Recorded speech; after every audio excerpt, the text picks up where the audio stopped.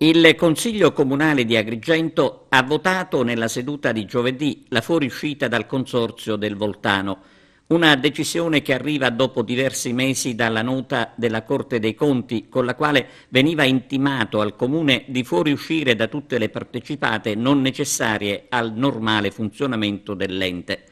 Stando al richiamo della Corte, bisognava votare entro la data di oggi.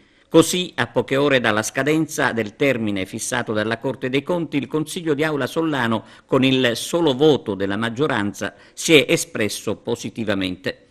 Il Comune di Agrigento si è messo praticamente al riparo da eventuali richieste di pagamento in solido, in quanto socio, a cominciare dal decreto ingiuntivo dell'Enel che vanta 4 milioni di euro per la fornitura di energia elettrica.